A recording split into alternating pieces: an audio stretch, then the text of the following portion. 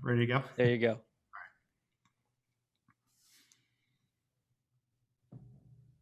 All right. Well, we are joined today on the podcast by Jay Hodge. He is founder and president of Jay Hodge and Associates. A little bit about Jay. He has over 25 years of operational leadership experience in companies such as Toyota, General Motors, Caterpillar, and Tenet Healthcare. So we're sure going to have a lot to talk about today. Jay is author of a book called The Lean Treasure Chest. He's the creator of something called the Dynamic Elemental Engagement System, so we can maybe touch on that. And Jay is also just now launching a podcast. So with that, Jay, welcome to my podcast and welcome to the podcasting world. How are you? I'm good, Mark. Thank you so much. I really appreciate you having me on today. And boy, you listen to the intro and I'm impressed with myself, but then I look in the mirror and I realize, no, it's not all that. Well, so thank you for leading with humility, Jay. An important lean concept, right? Oh, yes, definitely.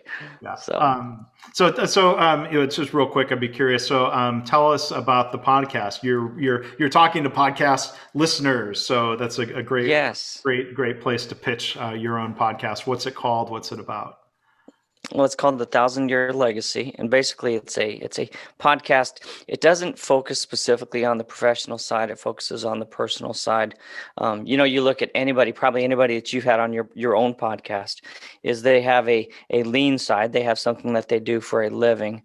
But when we think about what we do for a living, and in the end game, it's a very small percentage of really what we hope to accomplish in life. And so I came up with the 1,000-Year Legacy simply because I like to combine what we've accomplished in our careers, what we've been able to accomplish with our families and our personal life. And then, if we had 5 minutes left, what would our legacy, what would we want it to look like? And I called it that simply because I want to go beyond the personal and the professional to the lasting side, our legacy. Well, it's a great title, and I mean, talking about legacy, and that makes me think of Toyota concepts like long-term thinking. Mm-hmm. It makes me think of principles and values and things that are more timeless than, let's say, hitting the number this month or this quarter, right? Absolutely. So we've obviously had some of the same backgrounds. So yes, very much so. We have a lot of the same background. And I'll warn you, you talking about your time at General Motors may trigger a story or two for me. And I'll try not to tell stories that I tend to tell all the time. No. I want to hear your stories today, Jay. That's fine. I've probably got quite a few of them. So, one question just, to help get things started, I like to ask guests, where did you first learn about lean? What were those earlier experiences? How did this even come to be something that you were doing and interested in? I'd say I really started to learn about lean in the Marine Corps because, in flight operations, there's an efficiency that has to take place. The interesting thing is in the Marine Corps, they didn't call it lean. They called it efficient operations. They called it getting things done quickly, being prepared for battle. But where I really got immersed, quote unquote, immersed into lean was with General Motors. Believe it or not, I know. I actually, Toyota back in early 2000s, General Motors wanted to not mirror, but follow some of the same concepts as Toyota because Toyota was doing everything right. They were the benchmark and still are, in my opinion, for lean and being efficient and effective, high quality, engaged employees. And so General Motors, at least the plant I was working with, wanted to embrace that. And so I started teaching the Toyota production system at a metal fabrication plant in Marion, Indiana. Great group of people. I can't say that everybody embraced it for obvious reasons. I mean, it's union environment versus Toyota, which is a non-union environment. Nothing negative against the union, but it's a different mentality. Very segmented roles for almost every position you could think of, and you don't cross those lines. Whereas in Toyota, it's the exact opposite. You are a team, and you're responsible for getting it done. You and the team, cross training, changing positions throughout the shift, and all that. That's just not something that General Motors was familiar with. So I got immersed by teaching it at General Motors, and we actually implemented a a lean production line on an assembly plant or a stamping line. And I had to get volunteers. I couldn't just tell people they had to do it. Had to get people that were willing to try something different. We implemented, job sharing. We implemented the just-in-time inventory. We implemented all of the things that Toyota does, stopping the line, quality first. I mean, it was a whole different ball game. And it was very, very effective. But it was only effective, and I have to keep this in mind, it was only effective because the people that were within the process believed in the process and were engaged. It wasn't me that made it successful. It was the team. Yeah, so we can delve into that a little bit. So you were there from 2000 to 2004. It says in your Hmm. profile. I was at General Motors 1995 to 1997. Oh, wow. Engine plant. So you were involved in, let's say, stamping and fabrication. I Hmm. was in machining lines. We were Okay. taking metal off of engine blocks and Hmm. powdered metal connecting rods. For those who know that technology. But yeah, to your comment of, well, not everybody was into it. Like in 1995, like our plant's performance on different measurable dimensions was clearly bottom of the barrel. Like there was Hmm. no denying that. And we had benchmark plants, including a Toyota plant, and the data was clear. Like people could disagree about what the reasons were, but Toyota's performance gap, leaving General Motors in the dust in a lot of ways, was quite clear. And there was tension. I mean, General Motors, if I remember right, I mean, gosh, you didn't want to really mention Toyota. The word lean wasn't being used a lot. They were talking about things like, quote unquote, global manufacturing system. I've still got this Yep. little guidebook that GMS. basically but I'm looking back at it, and I've even looked at it recently. Like it's the mechanics of TPS Hmm. laid out in that book. And It I was. think what was more difficult, I want to hear your thoughts on this, was around the culture in the Hmm. management style.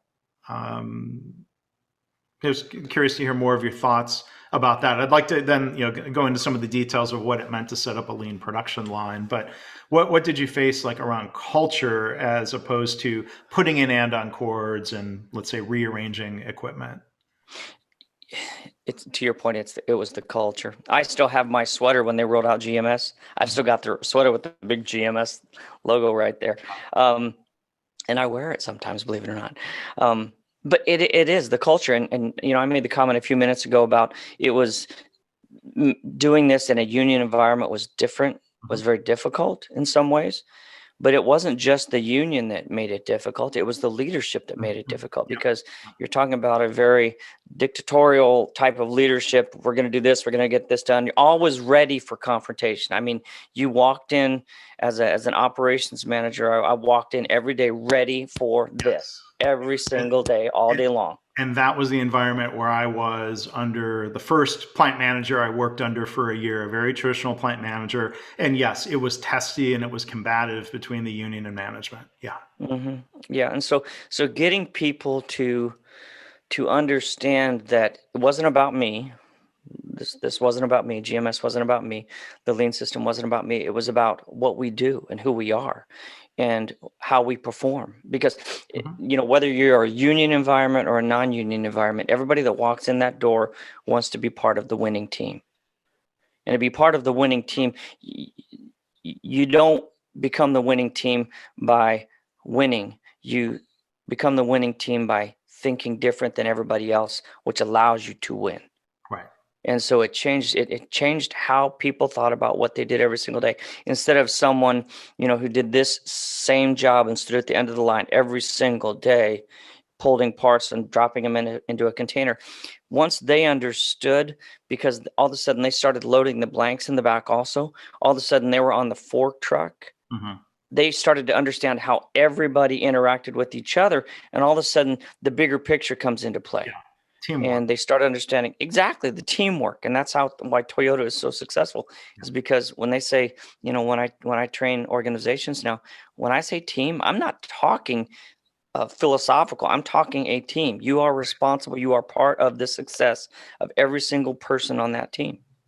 Well, So, so the culture I was a part of was one of divisiveness and blame. I was out on the shop floor a lot, and the union UAW member employees who were out there running machines, they wanted to do good work. Mm-hmm. And I've got stories. I won't get into all of it now, where management decisions were very directly undermining quality. Mm-hmm. Like, what, for example, not a lot, there's a quality control plan that says every 30 parts, you have to stop the line momentarily, pull something off, and do some manual gauging of critical dimensions. Well, when we would be behind in our production numbers, different levels of management would say, no, you can't do that. Keep the line running. We can't afford to stop. And that would just further corrode any sense of teamwork or trust. And a lot of that had accumulated. Everyone I was working with had been there for 30 or 35 years. So, I learned and saw, sadly, that people get beat down, they get worn down. And you might look, and occasionally I would see people build a little cardboard fort and take a nap and sleep during the day. And it would be easy to look and say, well, that guy's lazy. That's everything that's wrong with the Detroit automakers. I'm like, give that guy a break. Like, what's he been through for 30 years? I tried to learn some empathy of why people would check out and give up when they weren't part of a team that was, built around trust. Absolutely. And I think that's some of the reason that we were successful in what we did is I'd spent, the first 4 years in operations managing production. And so to move into that role, I knew most of the people. In fact, I knew all of the people because they volunteered to be part of the team that I was creating. But you're exactly right. It's as much, if not more, of a leadership culture issue than it is the union issue, because as leaders, and I saw this many, many times, and so did you. You just mentioned it. We say this is what we stand for. This is what we're going to produce. Every single part that leaves this facility is going to be at this level of quality, and until we get behind, or until someone calls and they need to pull some parts in advance. They need to pull it earlier. And all of a sudden, quality now, instead of being number one, becomes number 2 or 3 or 4. Right. Because we got to hit. And anytime that we do that, anytime we do the opposite of what we say, regardless of union or non-union, our people all of a sudden stop believing everything we say, because we've just subverted our own legitimacy. We've just subverted any reason for them to have confidence in us to begin with. So they're not going to trust what we say next time. And then we turn around and go, I don't understand why people are being so difficult. Why do they not trust us? Why would they? You probably wouldn't trust yourself. Yeah. Yeah. And I saw, when you talk about, the leadership resistance, if you will, it's taken me time to think back and be more empathetic towards some of the leaders that I worked under, where I would have been quick to label them in a derogatory way for their behavior that I saw. When we got a second plant manager, that second plant manager was one of the original General Motors NUMMI people. Oh, NUMMI, yes. He was one of the original, quote unquote, NUMMI commandos. And we were, I think, the third plant he had come into post NUMMI. So he had a different leadership style. Expecting, like, for example, at some point the union contract, you would appreciate this. Instead of production foremen, they were now called team coordinators. Oh. They were foremen with a different title. Like, yes. Changing the title didn't create any sort of warm and fuzzy different approach. They were still acting the way they had always acted. And right. and that's difficult when people have, again, like decades of habit accumulated and expectations have been set, and we can come in and this might have been similar to the role you were in. Like, there were internal lean consultants that Powertrain headquarters had hired in from Nissan and from some Toyota suppliers, and then they were brought in, and it was frustrating for them because they were sent in to solve a problem that leadership didn't define the problem that way. Right. So you had these internal people, 7 or 8 of them, like literally exiled into a mezzanine level office where they were basically told, here, stay out of the way. Right. Don't bother us. But they ended up being good mentors to me. So part of my question for you, like, who were some of your teachers or mentors? Because there were opportunities to learn within General Motors, even if it wasn't the predominant culture there. Right. I think I had a couple senior leaders at my plant that they were common sense kind of guys. Hmm. In fact, one of them was a female, and just so they got it. They understood that the union is made up of people. They understood that leadership is made up of people. Everybody has different objectives, and they saw the big picture. They didn't get into the little itsy bitsy fighting, feuding, all of that.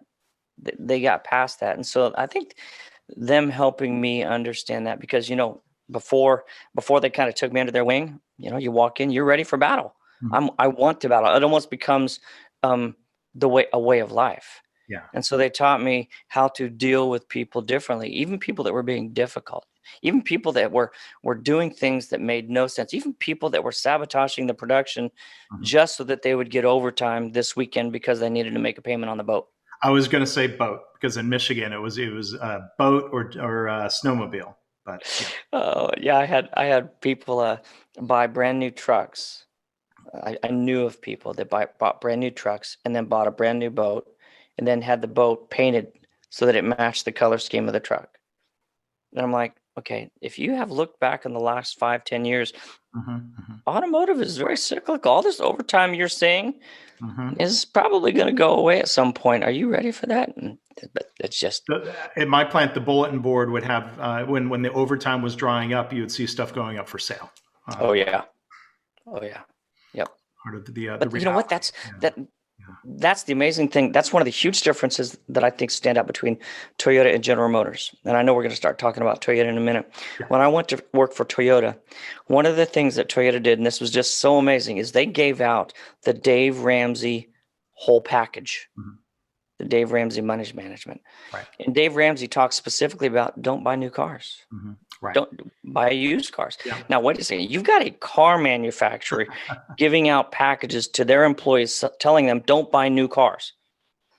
But Right. it's because Toyota saw the big picture. They understood that people, when they managed their money and their finances effectively, they were happier at home, but they were also much better employees, more productive, and just yeah, Yeah. two Well, night and day type difference. yeah. Well, and you even think of encouraging people to buy a used car coming off lease where it's already taken the depreciation Mm-hmm. hit. You can still have a warranty, and a lot of Yep. the benefits by buying a nearly new car.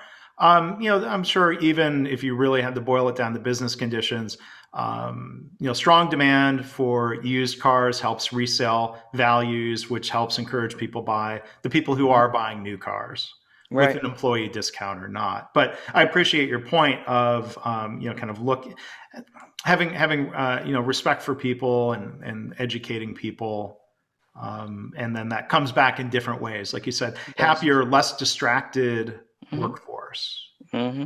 Yeah, that's a Yep. great point. One other thing I wanted to ask. Yeah, I want to talk about your Toyota experience. Well, we'll save like some of those details of what that lean production line was like for another day, maybe, because I think it's the culture piece. Like for a lot of the listeners who work in healthcare or other settings, the things that are really transferable, are about people. But I wanted to ask one other thing. You talked about going into battle, which made me think back to your experience as a Marine. Recently, I also interviewed Patrick Adams. Interviewed him for my favorite mistake podcast series. I'm going to hold the mug up. No, actually, no. I have that wrong. I interviewed him for this lean podcast series. I think that's already been published now. So he's got a book coming out. But anyway, I shoehorned in that plug for the other podcast, and it was a That was mistake. impressive. It was a mistake anyway. So that was unintentional. It's all right. That proves my point. But anyway, Patrick is a Marine, and you served in the Marine Corps, and he talked about the leadership lessons, and he talked about servant leadership. I was wondering if you had some reflections you'd want to share from your experience there. Absolutely. I think my favorite commanding officer, my last 2.5 years were stationed in Washington, D.C. at Andrews Air Force Base. was a F-18 squadron right next to the F-16 squadron. So we had airspace control. One of my favorite experiences that I've used for years to talk about is me and one of my buddies were out, and I worked on the communication navigation, special weapon systems for the F-18s. And so we're out there in the middle of the winter working on an aircraft at night. It's cold, it's snowing, it's miserable, but we had to get this fixed. So I've got half my body stuck up inside of one of these bays trying to work on a piece of equipment. And it was so miserable. And I reached my hand out and I told my buddy what I need, a tool. He doesn't hand it to me. I'm like, what the heck's going on? Tell him again, nothing. Finally reach back one more time and say a few choice words that I didn't normally use, and I still don't use. So if my kids are listening to this, I don't use those words, okay? But I did at that point. Frustration was kicking in. You were cold. I was cold and miserable, and I turned around and I said a couple things, and who was standing there but my commanding officer, full bird colonel, looking through the toolbox to try and find the tool for me. And my corporal buddy's just standing there pointing, saying, yeah, it's right there, sir. It's right there, sir. And so I turned around and said, I apologize, sir. I did not realize you were there. And he finally found the tool and he gave it to me. And I went in there and I fixed it. But what stood out to me is this. It was probably 1 o'clock in the morning, freezing, miserable. That colonel had no reason to be out there other than the fact that he was out there with his men. He could have been at home in bed. He could have been warm. He could have been doing colonel stuff, which is a lot more comfortable than what I was doing. But he made a decision to go out in the cold, miserable night and to be cold and miserable with his men. Yeah. And I tell you what, to this day, if I saw him on a street and he said, I want to go jump off a bridge, I'd be, oh, I'm right behind you, sir. Yeah. Whatever you need. Servant leadership. Well, and back in episode 382, I had a chance to talk with Tom Peters, and he was in the Seabees at the early in his career. But anyway, I think his one lesson, what he said vividly in that podcast was talking. I think this is how he put it. I'm quoting him as directly as I can.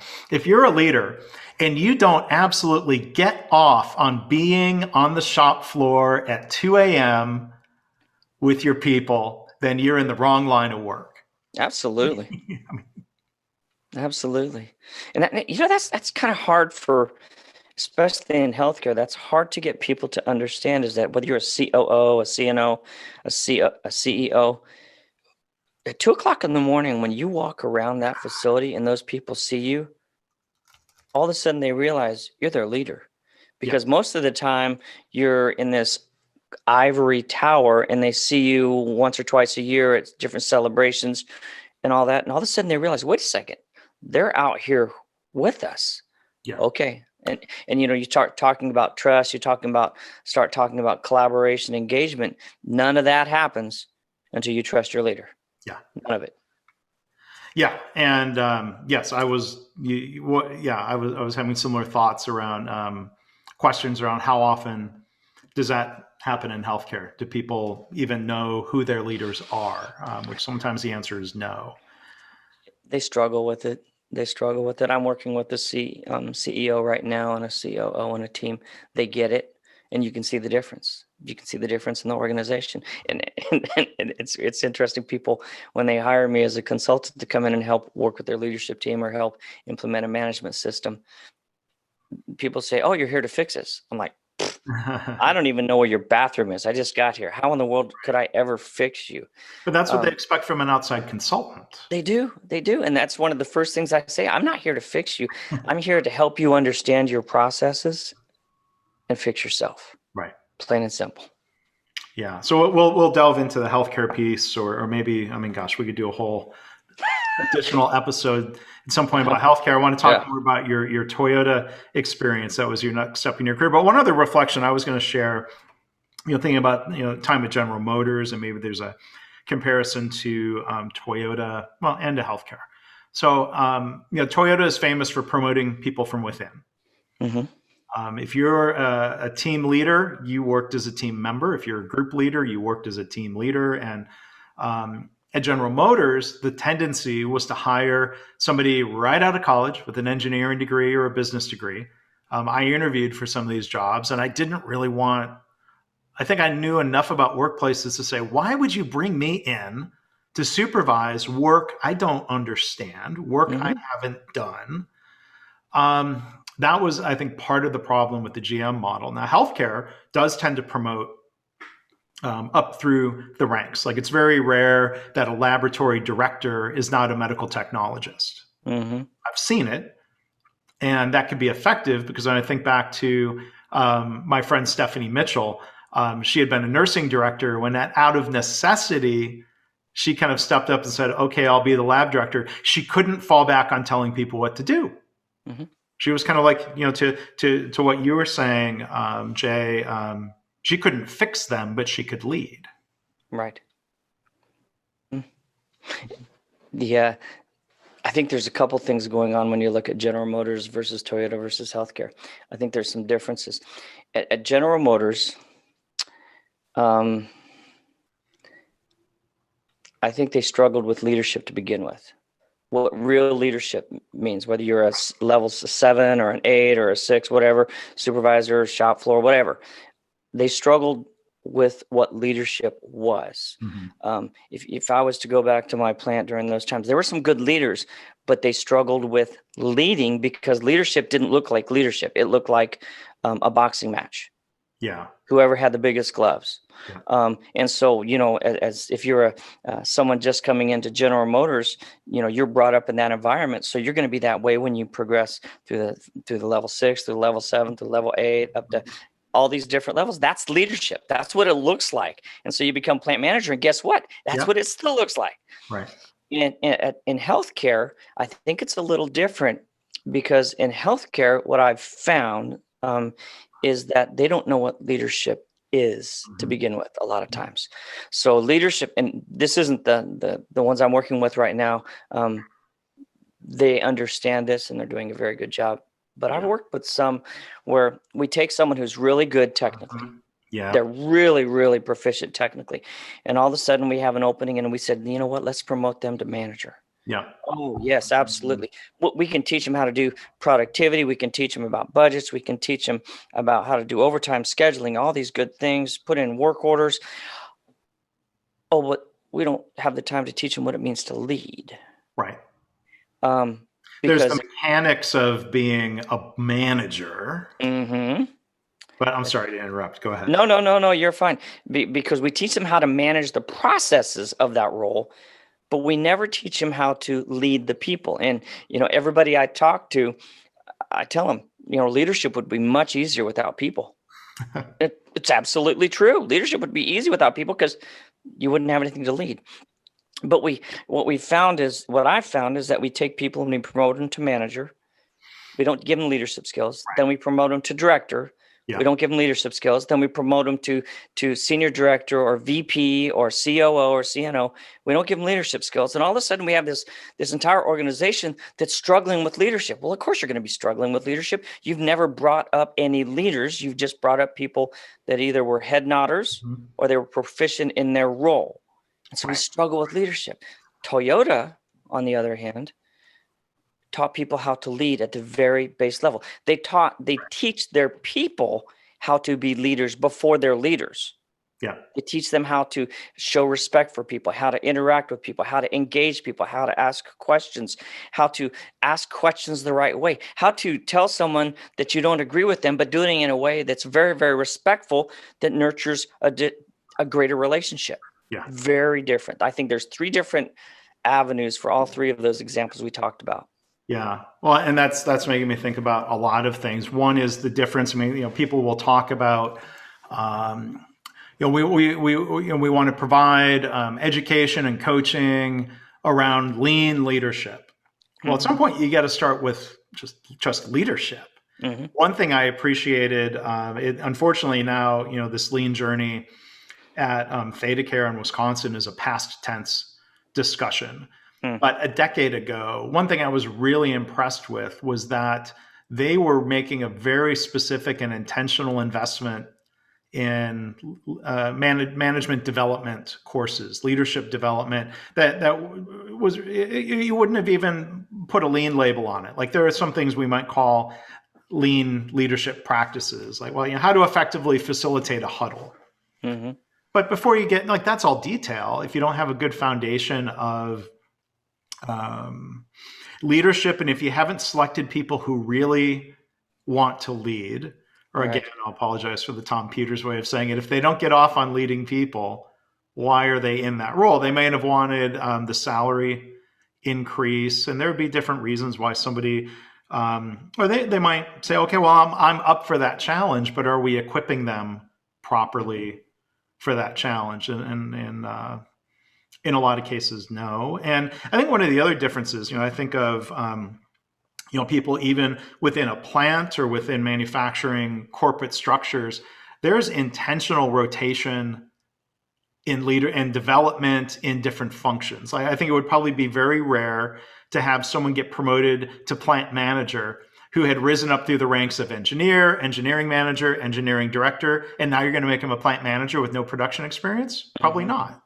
Right. Healthcare, because I think the professional boundaries are so tight, a physician will get promoted up through physician ranks, and then suddenly, boom, you're a hospital CEO. And I don't know if that sets people up for success either. Mm-mm. And from my experience, no, it doesn't. No, it doesn't. So, yeah, it's. I had someone tell me years ago, if you're a leader and you turn around and no one's following you, you're not a leader. Yeah. Plain and simple. Yeah. So let's talk more about there are others who, a lot of times people would think that General Motors would be hiring Toyota people to come in and fix us, quote unquote. Mm-hmm. You say that tongue in cheek.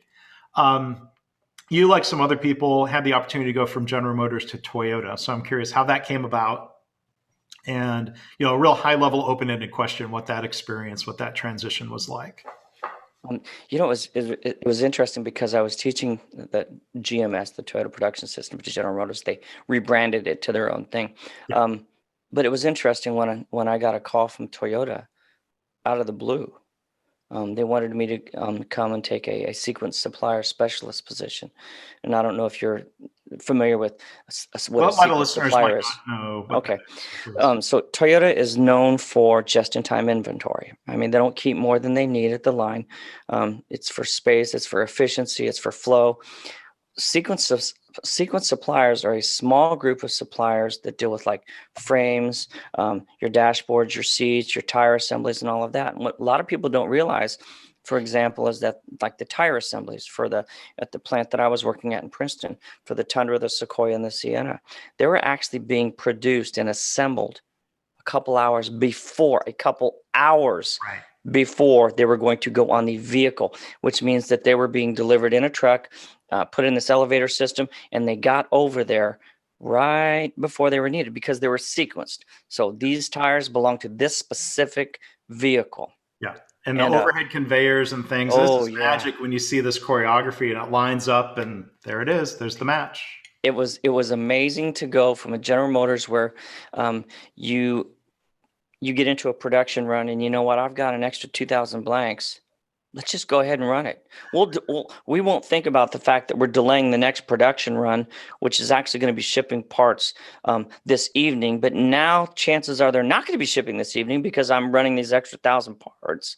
Or we're going to take up an extra 30 containers when I actually am short containers for the job that's being run two machines over. And all of a sudden now I got to jump through hoops and find new containers.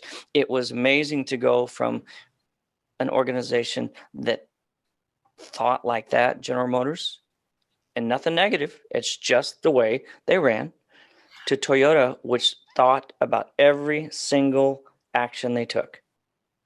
Well, and to be fair to the General Motors people, if you take a look at how were they being measured?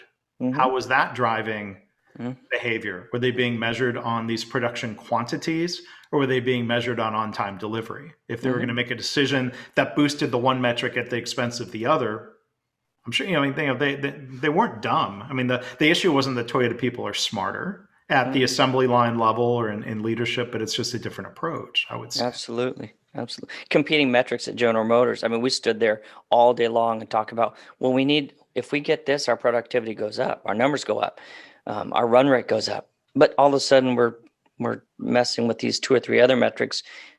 But whoever is pushing the production button is the one who's going to win that battle, basically. So, yeah, it was a very interesting transition.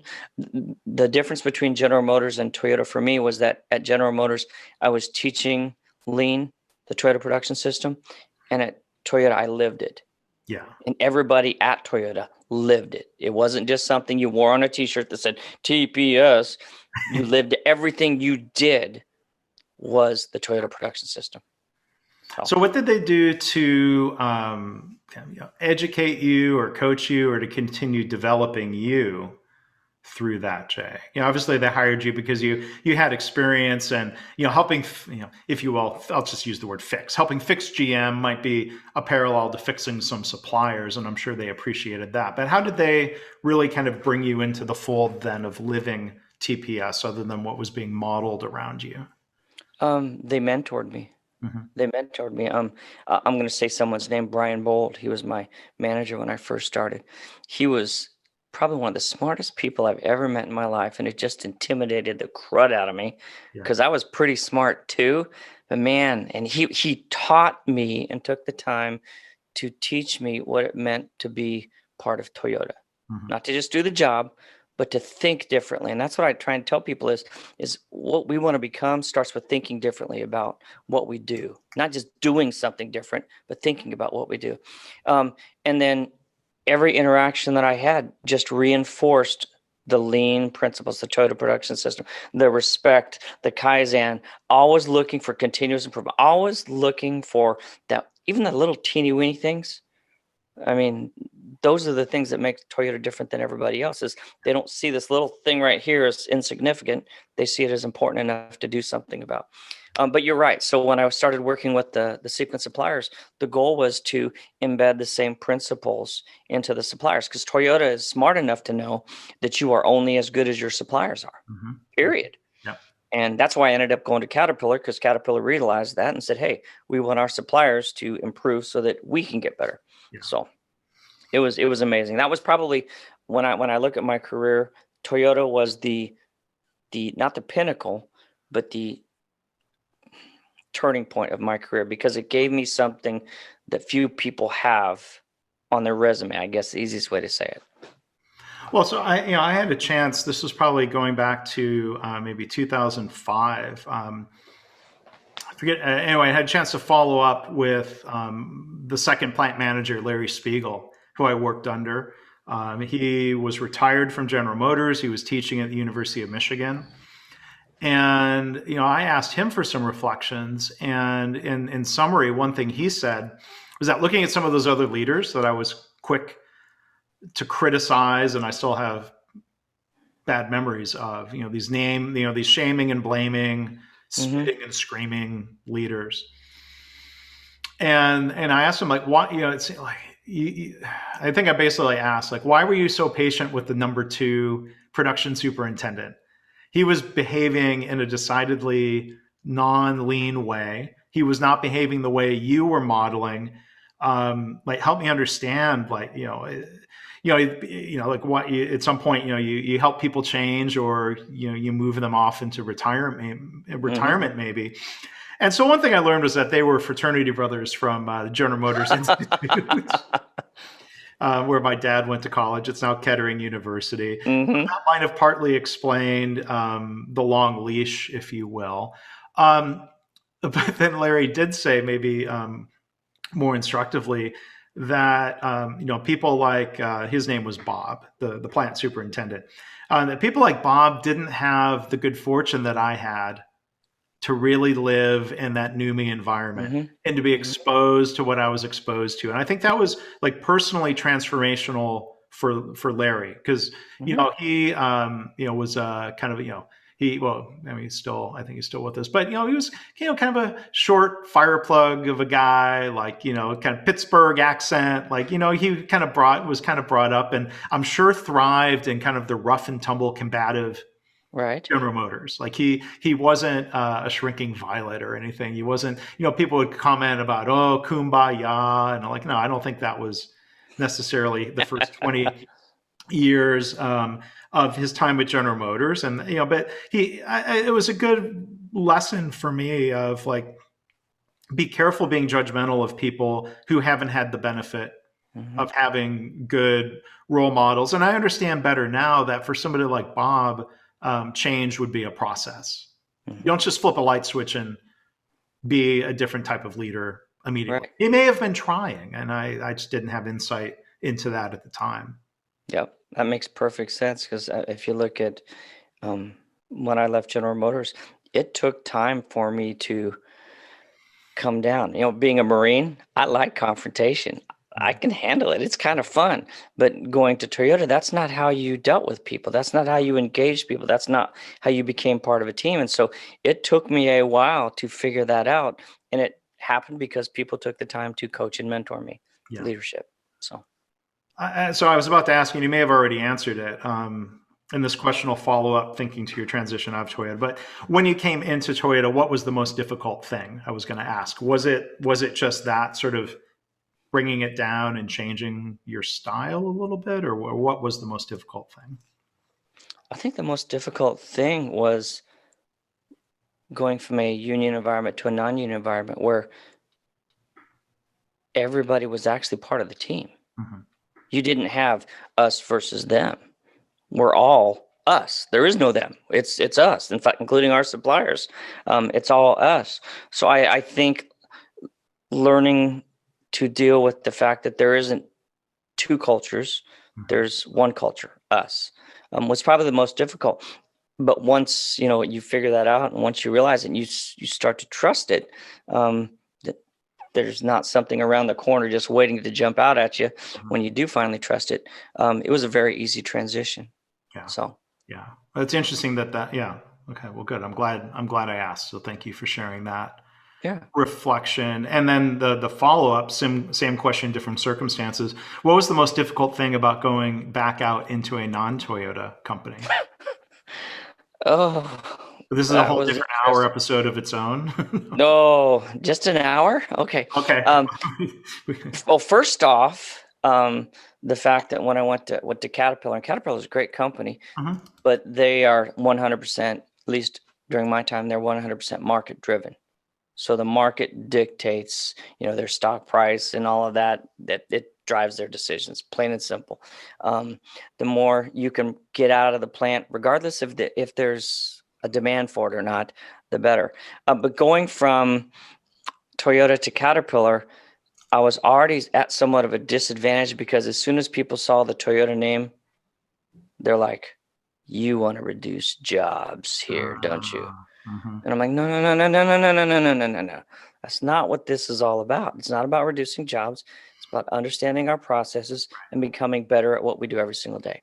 That was by far getting past the whole T on my resume thing. That was by far the most difficult part. And that's a challenge in healthcare. I face that Huge. all the time. And it's born from, I can't speak to Caterpillar, but in healthcare, there's this long-standing habit of organizations trying to hit bottom line numbers by laying off employees. And Hmm. so they've been burned by that, scarred by that in the past. It's often done by outside consultants with spreadsheets and benchmarks and numbers, and that's a Hmm. race to the bottom. That's a different soapbox that I climb up onto. But yeah, you have to educate. Um, yeah, so a lot of times they don't know anything about Lean or Toyota, but you're an outside consultant, and that triggers fear. Or nowadays, people have their preconceptions. I'm speaking about coming into healthcare. Like in Hmm. 2005, when I started in healthcare, people were like, "Lean? What? Huh?" I mean, it was Right. a good opportunity then to try to educate them from kind of a blank slate. But now, people have no colleagues where the health system unfortunately did equate lean with layoffs. And I Hmm. think that's a horrible misunderstanding. It's taking that old habit of laying off staff, which, Toyota, it's a decidedly non-Toyota approach Right. to do that. So yeah, you end up having to dig yourself back up out of a hole, I guess. Hmm. Well, I think a lot of the reason that healthcare has gone that way is because reducing headcount to meet your budget is the easiest course of action. in the It is short. by far the, yeah, in the short term, absolutely. But, and that's what I try and get leaders in healthcare to understand is that the only way you're going to become world class is if you have world class processes and world class people. Yeah. But if every time you have a budget crunch, you reduce your people, you're never going to have world class people Right. because the people that are at the top of your echelon, the most talented people you have, they've probably already got 3 or 4 other hospitals that have called them within the last 3 or 4 months Hmm. asking if they're interested. And so what you end up having is you go through this cyclical up and down. People stop trusting the leadership. Right. All of a sudden they realize, I don't trust this organization. And so the great employees, the top 10, 20%, they find somewhere where they know that they're going to be successful and be able to stay. Hmm. And so all of a sudden you start to slowly reduce your pool Yeah. down to the bottom 50%. And then why can't we be first world class? Why can't we have top level quality? Why can't our people be engaged? Well, that's probably because of the way you've been leading. Yeah. I mean, I heard somebody explain in healthcare, very experienced healthcare leader. Once they had understood lean and coming around, they're saying, well, back, the common dynamic is when things are growing, we don't really know how to manage our processes, so we throw people at the problem. We grow Right. by throwing people at it. And then when times get tough, we don't know how to manage our processes. So what do? We feel you see the releases come out and regret is stated, but the leaders or spokesperson will say something like, we had no choice or we were forced to lay off, and I'm like, nonsense. I make the same face for those who aren't watching on YouTube. You see the face Jay made. It's a choice, and they should own that choice and maybe research alternatives. But I will sing the praises of Dr. Eric Dixon, who is a CEO at UMass Memorial Health. And I interviewed him earlier in 2020, the Habitual Excellence podcast. See, I'm getting another plug in. But episode 11 of that Habitual Excellence series, where Eric talked about even in the pits of the pandemic, you'll, I think, appreciate this so much, Jay. Revenue had dropped 40%. That's totally a situation where a lot of organizations would say, well, look, our hands are tied. What do you expect us Yep. to do? The community wouldn't even criticize them for it because it's a pandemic. But Dr. Dixon, with his experience with lean and realizing that this is an investment, he's got a former Toyota person coaching him for many years. Eric went to the board and he said he had to sell them on it, say, we are not going to furlough anyone. We are not going to lay off anybody. We are going to commit to our people. We are going to invest in process improvement. And he said when things then started picking back up, he's like, we're a better organization now than we were before the pandemic. And I think that's beautiful. That's such a powerful, I can't say enough about what they've done there. That's absolutely correct. I talk about that in length in my book. Is that Toyota looks at things differently. When Toyota, we'd have the cyclic environment where sales would drop. They didn't lay people off. They had this pool of contract employees that they would let shrink and expand. But those would also be the people that they pulled into the full-time positions. Mm-hmm. But when we went through those times of expansion and contraction as far as volumes, we took that time to fix our processes. We took that time to train our people, to improve our equipment, continuous improvement, so that when we came back out of the dip, we were stronger, smarter. Our processes were fixed. They were more robust, and we came back just way better than when we went in. Versus dropping our people, because when you get rid of your people, some of the good people are going to leave too, just because they can. Right. And all of a sudden you come back a lot weaker than when you went into it. It's a different philosophy. Well, You're exactly right. You think of, on the flip side, the loyalty that is engendered by that commitment. And, you talk about, I think it's a difference between short-term and long-term focus. You talk about how Caterpillar, like a lot of public companies, was probably driven very much by the quarterly stock guidance and the analysts, and are we going to beat our estimates or not? Toyota's a public company, but it's just, there's a different approach. I think of a company like Amazon. I don't think Amazon is necessarily a lean exemplar. But Jeff Bezos, they're a public company, and Jeff Bezos has basically said, hey, we're going to be reinvesting in the long-term growth of the company. If you don't like it, you don't have to buy our stock. That's right. I believe, he was saying at some point. Mm-hmm. And so, we can give credit to people.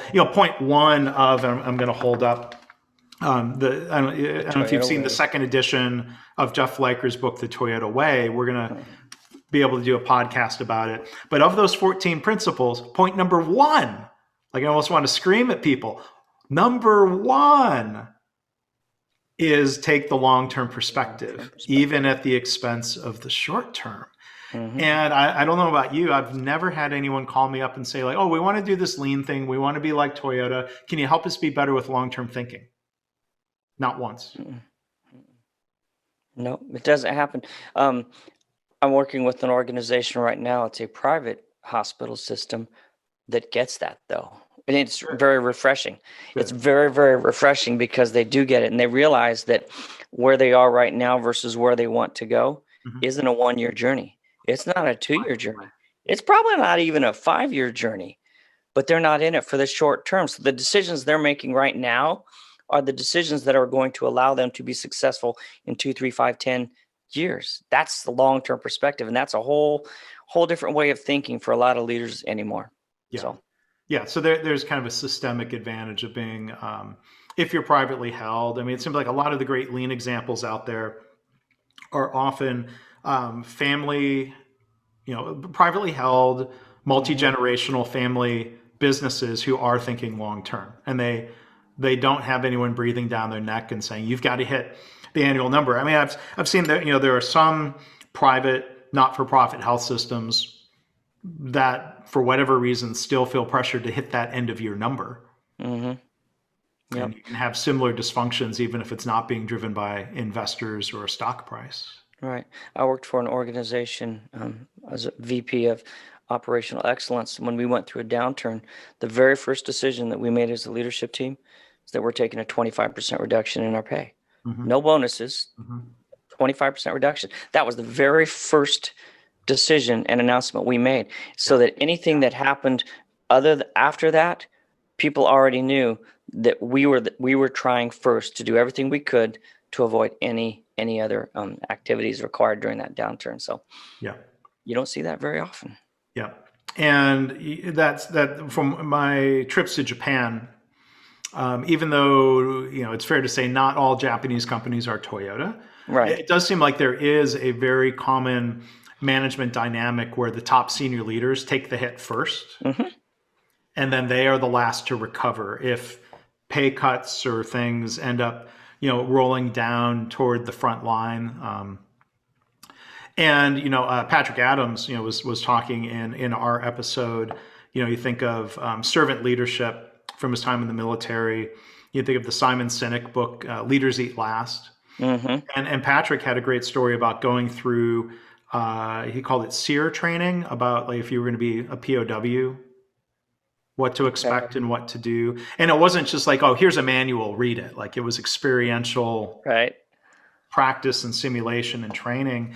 And, he was talking about, there was a food line, and the made up captor country was, I think intentionally putting the officers at the front of the line and feeding them first and serving them soup. And then the big soup container was, as Patrick explained, accidentally knocked over. And now there's no soup for the troops. And the officers in that training, almost instinctively, or it's part of the culture, started dividing up their soup for others. Yep. Absolutely. There's something beautiful about that. It is. It's called living the leadership. You live leadership. It's not something you just, it's not something in passing. It's not something you wear on a badge or is on the sign in your parking spot or anything like that. It's something you live every single day. Yeah. So the book, again, that Jay mentioned, our guest again has been Jay Hodge from Jay Hodge and Associates. His book is The Lean Treasure Chest. You can find it on Amazon. The podcast is The 1,000-Year Legacy. So I'll invite people and encourage people, go find that and subscribe and take a listen and give that a shot. I will be doing the same. And Jay, what's your website, your firm's website, or what would you point people to if they want to connect with you, learn more about the work you do? Sure. They can go to our company website, www. The letter J, HODGEASSOC.com. And it's got, everything about our company, all the people in the network that I work with. And it's all about our clients, plain and simple. It's how we define success as our clients. That's great. That's well said, and that's a good way to keep getting more clients. Yeah. You know what? God's taken care of me for many, many years. I know He'll continue to do so. Yeah, well, that's great. So Jay, let's do another one of these before That'd be long. I great. think we can take a deeper dive into your experiences working within healthcare and serving as a consultant and a coach for organizations. So, well, great. Absolutely. And I'd be more than overjoyed if you would be a guest on my podcast as well. All right. Well, I would be happy to, and I'll hope I have something helpful to contribute. Oh, I I'm think gonna you start do. thinking. I don't know my 1,000-year legacy. I'm something to noodle over the holidays. That's deep. It is a deep one. So yes. Great, great. Well, Jay, thank you so much for being a guest and for sharing and tolerating some of my stories that you trigger and I throw back at you. But No, thank you for having me, Mark. I appreciate you doing this podcast and everything you add. thanks again.